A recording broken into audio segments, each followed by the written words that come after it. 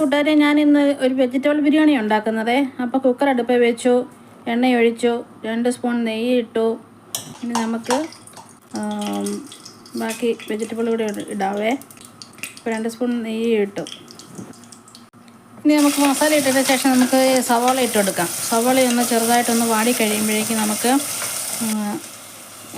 Green peas ഇട്ട് കൊടുക്കാം. Green peas ഇട്ട് കൊടുത്തതിന് ശേഷം ഒന്ന് ഇളക്കി കഴിഞ്ഞതിന് ശേഷം പെട്ടെന്ന് നമുക്ക് ഉരുളക്കിഴങ്ങ്, ബീൻസ് ഇട്ട് കൊടുക്കാം. ബീൻസ് ഇട്ട് കൊടുത്തതിന് ശേഷം കുറച്ച് ഒന്ന് ഇളക്കി യോജിപ്പിച്ച് കഴിഞ്ഞതിന് തക്കാളി, പിന്നെ ക്യാരറ്റ്, ഇതൊക്കെ നമുക്ക് ഇട്ട് കൊടുക്കാം.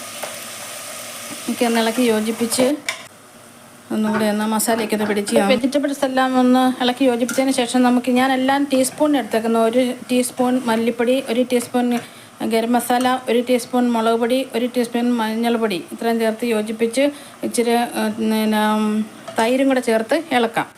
വെജിറ്റബിൾസും അരപ്പും എല്ലാം നന്നായിട്ടൊന്ന് മൂത്ത് വരുമ്പോൾ നമുക്ക് ബാസ്മതി അരി കുതിർത്ത് വെച്ചിരിക്കുന്നത്.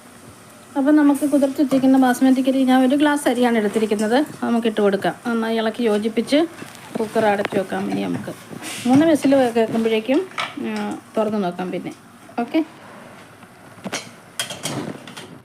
അപ്പം നമ്മുടെ വെജിറ്റബിൾ ബിരിയാണി 3 വിസിലൊക്കെ ഞാൻ തുറന്ന് നോക്കി. ഇത് നല്ല സൂപ്പർ ബിരിയാണി ഉണ്ടായിരുന്നു. ഞാൻ വെന്തോന്നൊക്കെ നോക്കി കേട്ടോ. എല്ലാം നല്ല വെജിറ്റബിൾസൊക്കെ എല്ലാം നന്നായിട്ട് വെന്തിട്ടുണ്ട്. എല്ലാം സൂപ്പറാണ്. എല്ലാവരും ട്രൈ ചെയ്ത് നോക്കുക. സബ്സ്ക്രൈബ് ചെയ്യുക. എനിക്ക് എല്ലാവരും സബ്സ്ക്രൈബ് ചെയ്യണം. എൻ്റെ ഈ ചെറിയ ചാനൽ എന്നെ സപ്പോർട്ട് ചെയ്ത് സബ്സ്ക്രൈബ് ചെയ്ത് ലൈക്ക് ചെയ്ത് ഷെയർ ചെയ്ത് എല്ലാവരും പരീക്ഷിച്ച് നോക്കണേ. നല്ല സൂപ്പറായിട്ട് നല്ല ടേസ്റ്റ് ഉണ്ട്. സാലഡും കൂടി പപ്പടം കൂടി ഉണ്ടെങ്കിൽ സൂപ്പറായിട്ട് നമുക്ക് ഉള്ള വെജിറ്റബിൾസൊക്കെ ഇട്ടുള്ളൊരു